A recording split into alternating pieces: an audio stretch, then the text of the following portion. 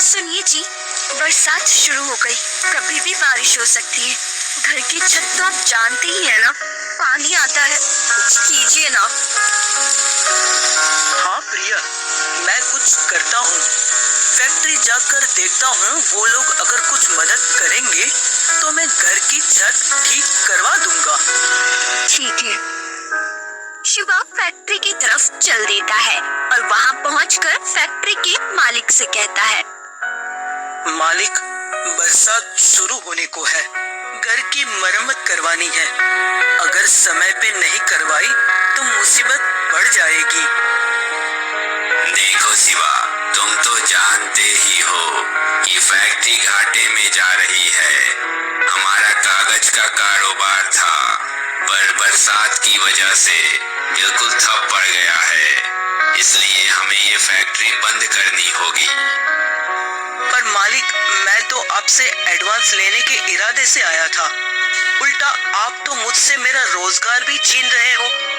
ऐसे में मुझे काम कहाँ मिलेगा? शिवा, मैं तुम्हारी हालत अच्छे से समझता हूँ। धंधा वैसे ही चौपट पड़ गया है। इसलिए अभी मैं तुम्हारे बारे में नहीं बल्कि अपने परिवार के बारे में सोचूंगा।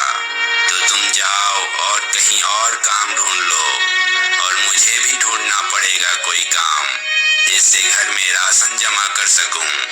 बरसात में बच्चों को दिक्कत ना हो। तुम भी अपना और अपने परिवार का ख्याल रखना। ये सुनकर शिवा मायूस हो जाता है और जगह जगह काम ढूंढने लगता है।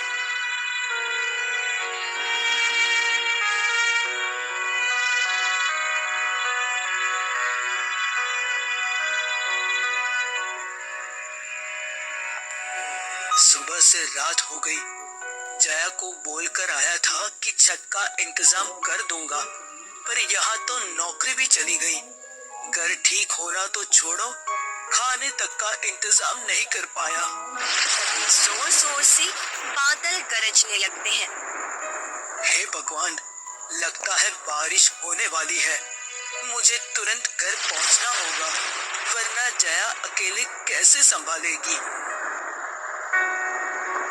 शिवा घर की तरफ चलने लगता है। तभी तेज बारिश शुरू हो जाती है। हे भगवान, इतनी तेज बारिश, अभी घर कैसे जाऊं? तभी शिवा की नजर एक दुकान पर पड़ती है। थोड़ी देर इस चाय की दुकान पर रुक जाता हूँ, तब तक बारिश थोड़ी कम हो जाए और घर जाने का रास्ता भी मिल जाए। शिवा एक चाय की दुकान में रुककर बारिश के थमने का इंतजार करने लगता है। भैया, ये बारिश नहीं रुकने वाली। बारिश का रुख बता रहा है। इस बार ये बहुत कुछ करने वाली है। भगवान ना करे ऐसा हो। शुभ शुभ बोलो भाई। अब मेरे शुभ अशुभ से क्या ही होगा भाई। हर जगह एक ही खबर छाई हुई है कि इस बार बाढ़ आने का खतरा है। इसलिए धीरे धीरे गांव के लोग अपने अपने रिश्तेदारों के घर रहने जा रहे हैं। क्या तुम सच कह रहे हो? क्या सच में बाढ़ आ सकती है? हाँ भाई, कल सुबह ही मैं भी अपनी पत्नी और माँ को लेकर अपने ससुराल जा रहा हूँ। वो सुनकर शिवा डर जाता है। हे भगवान, अब क्या होगा? अगर सच में बाढ़ आ गई तो? नहीं नहीं, ये बारिश रुके या ना रुके, मुझे तुरंत घर पहुंचना होगा। ये लो भाई, चाय पी लो। नहीं भाई, धन्यवाद, मैं अपने घर जा रहा हूँ। अरे पर इतनी तेज बारिश में तुम्हारी जान को खतरा हो सकता है। अरे भाई सुनो तो। शिवा बिना जवाब दिए तेज बारिश में घर की तरफ चलने लगता है।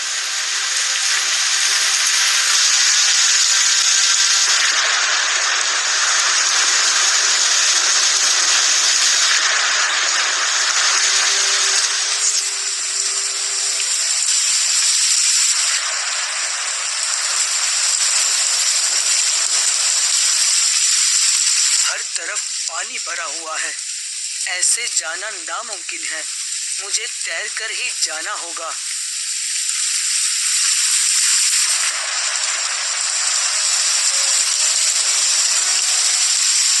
शिवा गहरे पानी में तैरने लगता है और बड़ी मुश्किल से अपने घर पहुंचता है। जैसे ही घर पहुंचा तो उसके होश उड़ गए, क्योंकि पूरे घर में पानी भरा हुआ था। आधी आधी दीवार तक पानी पहुंच गया था। जया, तुम ठीक हो ना? बच्चे ठीक है ना? हाँ, ये देखिए, मैंने बच्चों को उस ऊंचे पलंग पर बिठा दिया है, पर हमें घर से बाहर पानी निकालना होगा। हाँ, चलो निकलते हैं। वो दोनों बाल्टियों से भर भर कर घर से पानी निकालने लगते हैं।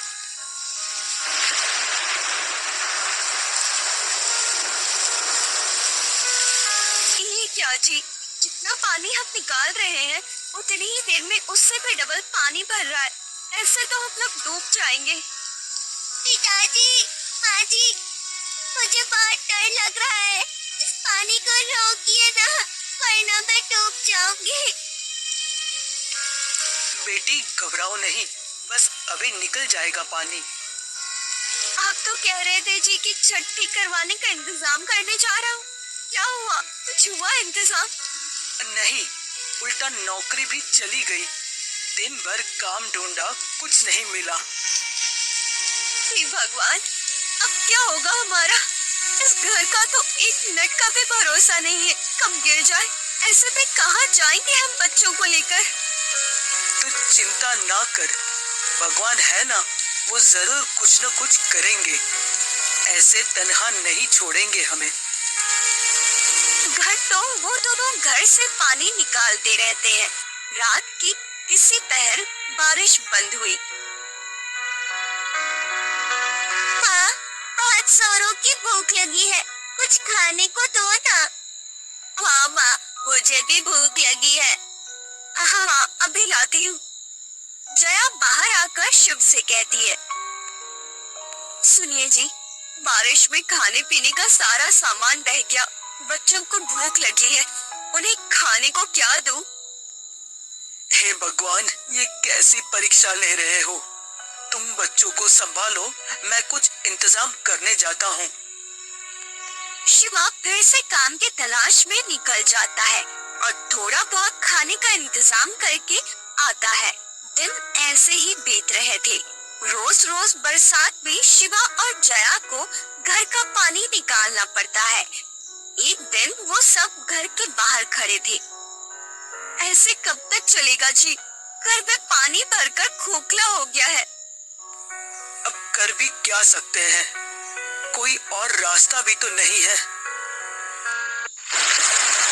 तभी तेज तूफान आया और तेज बारिश शुरू हो गई और शिवा का पूरा घर ढह गया। ये क्या हो गया? हमारी आखिरी उम्मीद भी खत्म हो गई, हमारा घर भी टूट गया। अरे शुक्र मनाओ कि घर ही टूटा है। बच्चे और हम दोनों बाहर ही हैं, वरना क्या होता? पर अब ऐसे में हम बच्चों को लेकर कहाँ जाएंगे? बच्चे बारिश में भीगकर बीमार हो जाएंगे। अभी तो आज रात कहीं सर छुपाने की जगह मिल जाए, कल का कल देखेंगे। हाँ, वो हमारे पड़ोसी है ना, कैलाश भैया, आपके जिगरी दोस्त, उन्हीं के यहाँ चलते हैं। तुम सही कह रही हो, कैलाश हमारी मदद जरूर करेगा। दोस्ती किस काम आएगी आखिर?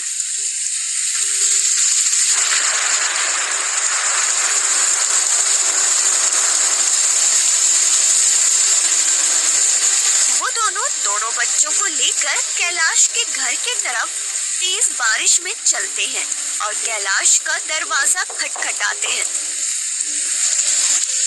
इतनी तेज बारिश में इतनी रात को कौन दरवाजा बजा रहा है?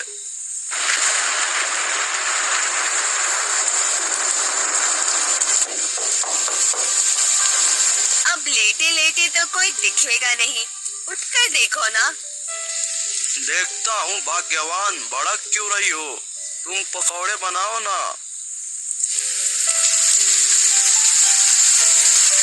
कैलाश ने जैसे ही दरवाजा खोला, अरे शिवा, तू पूरे परिवार के साथ यहाँ इस समय सब ठीक तो है ना?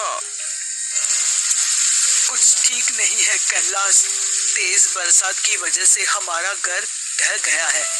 सड़क पर आ गए हैं हम लोग। बच्चों को लेकर कहाँ जाता, इसलिए यहाँ आ गया। आज की रात क्या हम तेरे घर में रुक सकते हैं?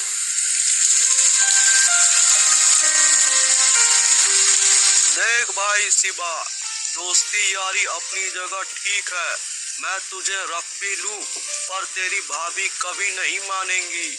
और वैसे पूरा परिवार एक साथ, माफ करना भाई, मैं नहीं रख सकता। तू कैसी बात कर रहा है कैलाश? मैंने भी हमेशा तेरे अच्छे बुरे वक्त में तेरा साथ दिया है, और आज जब मुझ पर मुसीबत आई तो तू मुंह फेर रहा है। ऐसा मत कर मेरे भाई, एक ही रात की तो बात है, बच्चे बीमार हो जाएंगे। मैं सब समझता हूँ शिवा, पर मैं नहीं रख सकता। अभी तुम कोई और जगह तलाश कर लो। पर मेरी बात तो। कैलाश शिवा के मुंह पर दरवाजा बंद कर देता है। ये लो पकौड़े खाओ। कौन था दरवाजे पर? शिवा और उसका पूरा परिवार था। उसका घर टूट गया है, इसलिए यहाँ रुकने को आया था। मैंने बाहर का रास्ता दिखा दिया। पर शिवा तो आपका सबसे पक्का दोस्त है। उसने कितनी बार हमारी मदद की है, फिर भी आपने उन्हें भगा दिया, क्यों? अरे भाग्यवान, मैंने कोई धर्मशाला थोड़ी खोल रखी है जो किसी को भी रख लूं। और रही बात दोस्ती की, तो मैं तब तक दोस्ती रखता हूँ जब तक सामने वाले से फायदा हो।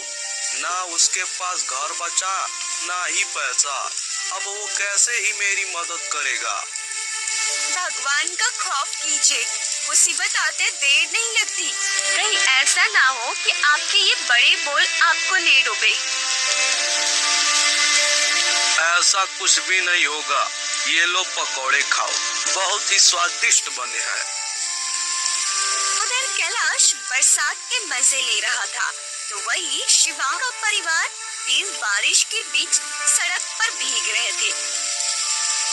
अब तो हमेशा मेरा दोस्त करके उस पर जी जान लुटाते थे, और उसने एक रात के लिए भी दोस्ती नहीं निभाई। वही तो बात है ना, बुरे वक्त में कौन अपना है कौन पराया तभी पता चलता है। कैलाश से मुझे ये उम्मीद नहीं थी। दिल टूट गया आज मेरा। माँ, मुझे बहुत सर्दी लग रही है। हाँ माँ, मेरी तो कंपनी नहीं रुक रही। क्या हम ऐसे भीगते रहेंगे पिताजी? बस थोड़ा सा बर्दाश्त कर लो मेरे बच्चों, जल्दी हम कोई रहने की जगह ढूंढ लेंगे। जैसे ही जया ने गोलू को गले से लगाया तो वो चिल्ला पड़ी, हे भगवान, गोलू को तो तेज बुखार है, ये तो ठंड से कांप रहा है। अब हम क्या करेंगे? मुखिया जी के घर चलकर देखते हैं। अब वह एक ही है जो हमारी मदद कर सकते हैं। हाँ, जल्दी चलो।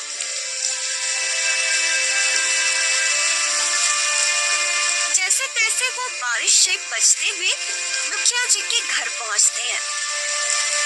मुखिया जी, बच्चा बीमार है और घर टूट गया है और बाहर तेज बारिश है, हमारी मदद कर दीजिए। एक रात अपनी हवेली में पनाह दे दीजिए। यहाँ देख, मेरे माथे पर बेवकूफ लिखा है, नहीं ना तो तू मुंह उठाए यहाँ क्यों चला आया? मुखिया जी, आप गांव के करता धरता है। अगर बुरे समय में आप ही हमारी मदद नहीं करेंगे तो और कौन करेगा भला? मुखिया हूँ तो क्या, मैंने सबका ठेका ले लिया है। अरे जाओ जाओ यहाँ से, वरना तुम्हें अपने नौकरों से धक्का देकर निकलवा दूंगा यहाँ से। दया कीजिए मुखिया जी, मेरा बच्चा बीमार है, बारिश में और रहा था, इसकी जान को खतरा हो सकता है। हम हवेली की किसी भी कोने में रात बिता लेंगे और सुबह होते ही यहाँ से चले जाएंगे। बस इतना सा उपकार कर दीजिए। लगता है ऐसे नहीं मानोगे तुम लोग। आधी रात को परेशान कर दिया। नौकरों, इन्हें यहाँ से धक्के देकर निकालो ताकि आज के बाद कोई भी गरीब इंसान मुंह उठाकर यहाँ ना आए। रहम कीजिए मुखिया जी, रहम। मुखिया ने उनकी एक भी नहीं सुनी और मुखिया के आदमी ने उन्हें धक्के देकर हवेली से निकलवा दिया। रात भर वो कभी किसी रिश्तेदार का तो कभी दोस्त के घर का दरवाजा खटखटाते रहे, पर किसी ने भी मदद नहीं की। थक हार कर वो एक पेड़ के नीचे बैठ जाते हैं। आज दिखा दिया है लोगों ने, कोई किसी का अपना नहीं होता और बुरे वक्त में तो कोई किसी का साथ नहीं देता। आप हिम्मत मत हारिए जी, इस बुरे समय में हमें और हमारे बच्चे को भी सबक मिलेगा। भगवान हमारे बच्चों की रक्षा करेगा। कैसे रखूं हिम्मत, दिल कर रहा है कोई तो ऐसी जादू की छड़ी मिल जाए जिससे अपने बच्चों के सर पर एक ऐसी छत दे पाऊं जिसे आंधी तूफान भी ना हिला पाए। भरोसा रखिए, एक दिन जरूर हमारे दिन भी बदलेंगे और जिन्होंने आज हमें आंखें दिखाई, भगवान उनकी आंखें एक दिन जरूर झुकाएंगे। रात भर वो ऐसे ही बारिश में भीगते रहे और अपनी किस्मत को रोते रहे।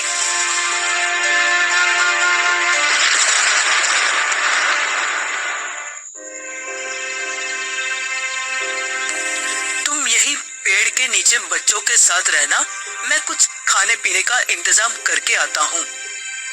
ठीक है, पर जल्दी आइएगा।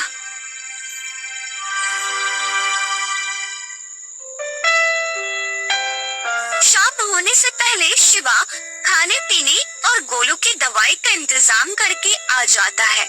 अब बारिश भी नहीं थी तो वो लोग आराम से उस पेड़ के नीचे ही रहने लगे। तभी कैलाश उधर से गुजरा। अरे भाई शिवा, तेरे इतने बुरे दिन आ गए जो ऐसे पेड़ की छांव में रहना पड़ रहा है। थू थू थू, मुझे देखकर बड़ा अफसोस हुआ। बस कैलाश, वक्त वक्त की बात है, आज तुम्हारा समय है। तुम हम पर हंस लो, कल मुझे भी मौका जरूर मिलेगा। सड़क पर आ गए हो फिर भी इतना घमंड? कोई जादू वादू मिल गया है क्या जो इतना घमंड कर रहे हो? चलो कोई बात नहीं, तुम ऐसे ही खाली पीली ही खुश रहो क्योंकि तुम्हारे पास वैसे भी कुछ नहीं है। कैलाश मजाक बनाकर चला तो जाता है, शिवा और जया की आंखों में आंसू आ जाते हैं। तुम दिल पे मत लेना इसकी बात को, मैं जरा कुछ काम देखकर आता हूँ। ठीक है। शिवा काम की तलाश में एक जंगल से गुजर रहा था।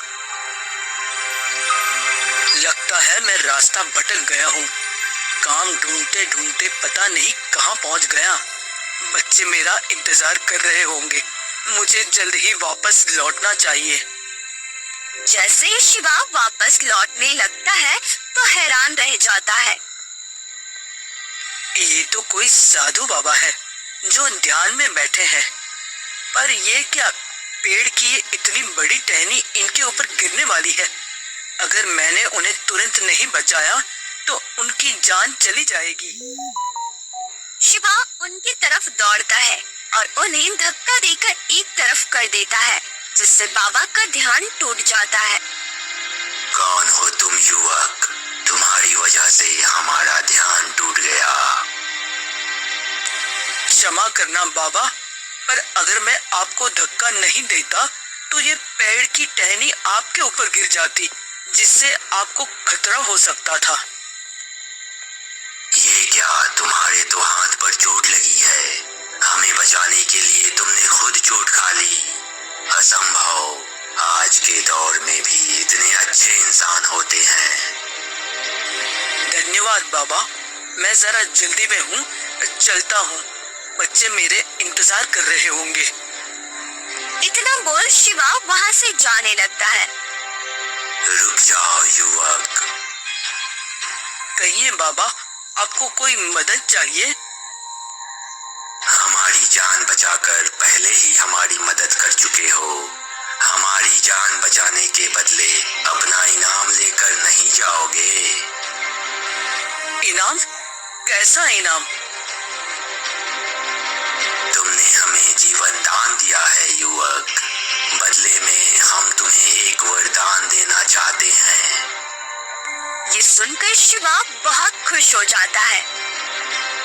हम तुम्हें वरदान देते हैं कि तुम मिट्टी को चाहो सोना कर दो, कागज को चाहो लोहा कर दो, जमीन आसमान को भी एक कर दो, परंतु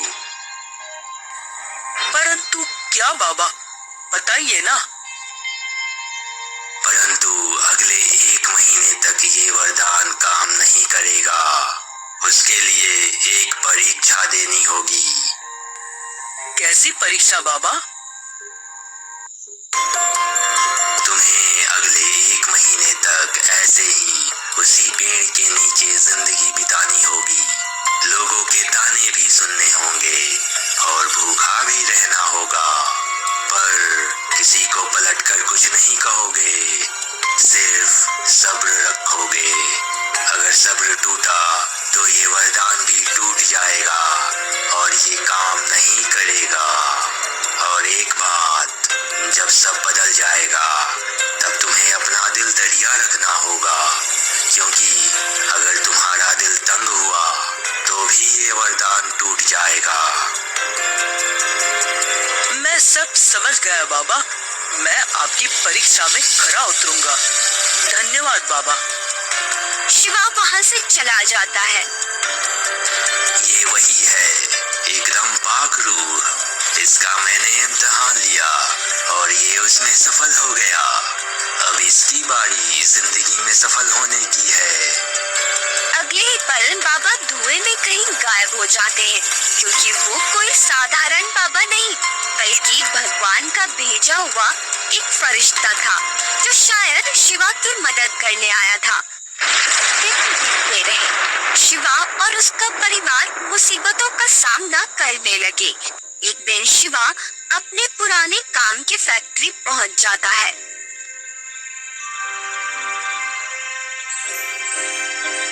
अरे शिवा, तुम यहाँ कैसे आना हुआ? देखो, अगर तुम काम की तलाश में आए हो तो लौट जाओ। मेरे पास कोई काम वाम नहीं है तुम्हारे लिए। अरे नहीं मालिक, मुझे काम नहीं चाहिए। मैं तो आपसे एक कागज लेने आया था। क्या मैं इनमें से थोड़े कागज ले सकता हूँ? वैसे मैंने सुना है तुम्हारे बारे में, पेड़ के नीचे जीवन बिता रहे हो। शायद इसी वजह से दिमाग पे गहरा असर पड़ा है, जो बरसात में कागज लेने की बात कर रहे हो। नहीं मालिक, ऐसी बात नहीं है। बस मुझे कागज दे दीजिए, मुझे इनकी जरूरत है। ठीक है, ले जाओ। वैसे भी अब ये किसी काम के नहीं हैं। धन्यवाद मालिक। शिवा फैक्ट्री से ढेर सारा कागज लेकर अपनी पत्नी के पास पहुंचता है। ये क्या, इतने सारे कागज, इनका क्या करना है आपको? मैं इनका घर बनाऊंगा, एक खूबसूरत सा घर। क्या बहकी बहकी बातें कर रहे हैं? सीमेंट ईंट का घर तो रुका नहीं, कागज का घर क्या खाक रुकेगा? उसकी तुम फिक्र मत करो, मेरा दिल कहता है ये जरूर रुकेगा। अरे पर सुनिए तो। तुम चलो मेरे साथ। राम जाने क्या चल रहा है इनके दिमाग में। शिवा अपनी बीवी को लेकर अपने उस टूटे हुए घर के पास आता है। हम यहाँ कागज का घर बनाएंगे, एक खूबसूरत सा घर। क्या कागज का घर? ये आप क्या कह रहे हैं? कागज का घर भला बरसात में कैसे टिकेगा? लोग हंसेंगे जी हम पर। अगर तुम्हें मुझ पर और मेरे यकीन पर भरोसा है तो जैसा मैं कहता हूँ वैसा करो। इस जगह को साफ करने में और कागज का घर बनाने में मेरी मदद करो। ठीक है, आप जैसा ठीक समझे।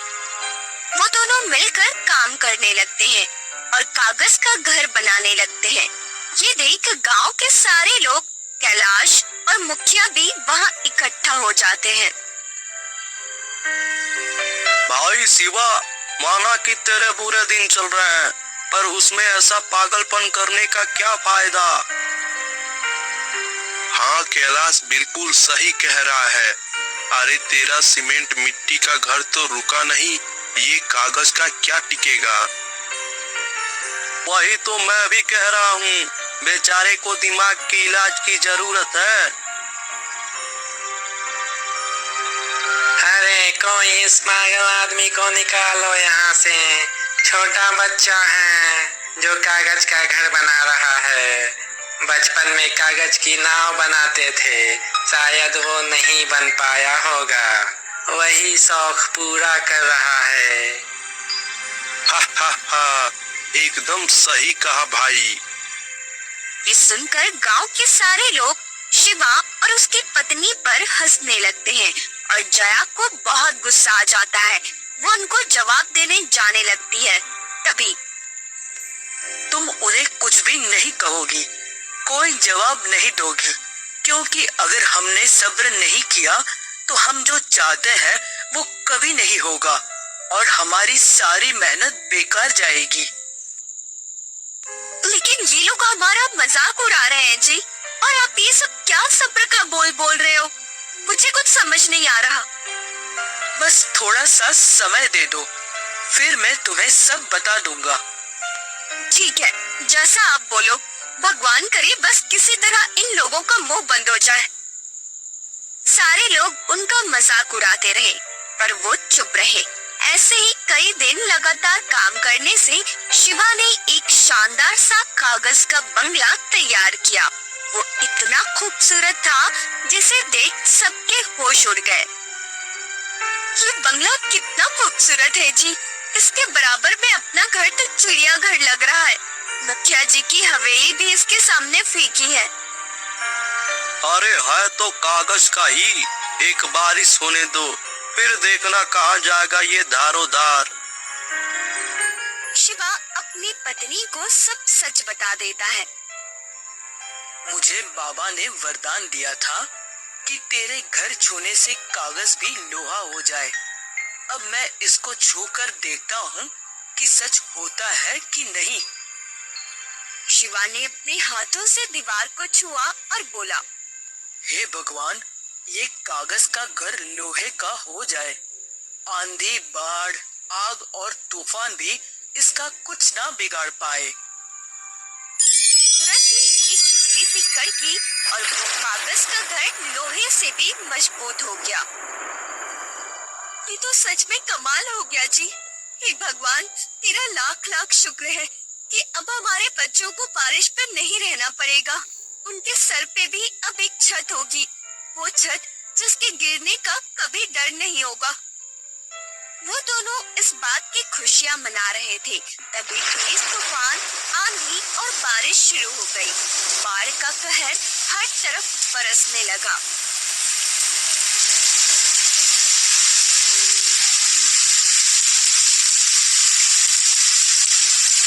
अरे भागो भागो, बाढ़ आ गई, बाढ़ आ गई, सबके घर डूब रहे हैं, सबके घर टूटकर बिखर रहे हैं। मेरी तो इतनी मजबूत हवेली थी, वो भी ढह गई। हे भगवान, ये कैसा कहर है। उस बाढ़ में पूरे गांव के घर टूट चुके थे। तभी एक आदमी चिल्लाया, अरे वहाँ मदद मिल सकती है। शिवा का कागज का घर, उसका अभी तक कुछ नहीं बिगड़ा है। क्या बक रहे हो? हवेलियां तक बह गई और तुम कागज के घर की बात कर रहे हो। ठीक है, मत करो यकीन, मैं तो जा रहा हूँ मदद लेने। ये सुनकर कैलाश, मुखिया और सारे घर वाले भी शिवा के घर के सामने पहुंच जाते हैं। ये कैसा चमत्कार है, हमारी इतनी मजबूत इमारत टूट गई, यहाँ तक कि मुखिया जी की मजबूत हवेली तक टूट कर बह गई और शिवा का ये कागज का बंगला वैसे के वैसा ही खड़ा है। अरे ये तो सच में कमाल हो गया। कागज का घर कैसे शान से खड़ा है।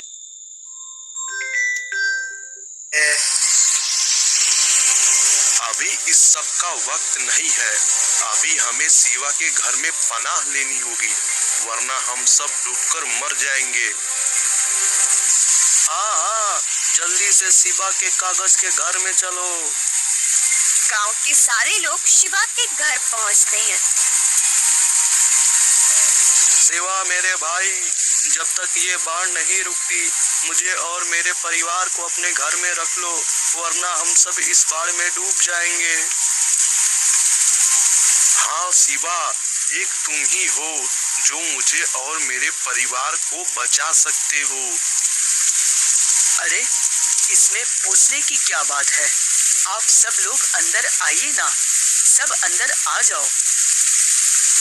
शिवा गांव के सारे लोगों को अपने घर के अंदर बुला लेता है। तभी कैलाश और मुखिया को वो सारी बातें याद आ जाती है। आज पता चला सच्ची दोस्ती कितनी बड़ी ताकत होती है। तुम्हारी गरीबी को देखकर मैंने तुम्हें धुतकार दिया। तुम्हें भी उस दिन ऐसे ही मदद की जरूरत थी, पर मैंने मदद नहीं की थी, उल्टा बेइज्जत कर दिया। कैलाश सही कह रहा है शिवा, बहुत घमंड था मुझे भी अपने अमीर होने पर आज समय ने मुझे सच्चाई का सामना करवा दिया कि वक्त बहुत बलवान होता है और घमंड 1 मिनट में मिट्टी में मिल जाता है। ऐसे ही समय पर मैंने तुम्हें धक्के देकर घर से निकलवा दिया था और तुमने माथे पर बिना एक सेकंड आए हमें घर में पनाह दे दी। हमें माफ कर दो शिवा, आज हम सब तुमसे बहुत बड़ा सबक सीख चुके हैं। मैं भी तुमसे हाथ जोड़कर माफी मांगता हूँ शिवा, मुझे माफ कर दो। अरे आप लोग माफी क्यों मांग रहे हो? मैंने जो किया वो तो मेरा फर्ज था और आप लोगों को अपनी गलती का एहसास हो गया है, वो ही सबसे बड़ी माफी है। मैंने आप लोगों को माफ किया। ये सुनकर सब लोग बहुत खुश हो जाते हैं और शिवा के घर में ठहर जाते हैं। दिन बीतने के साथ बाढ़ का सिलसिला भी खत्म हुआ और लोग अपने अपने घरों को बनाने में जुट गए।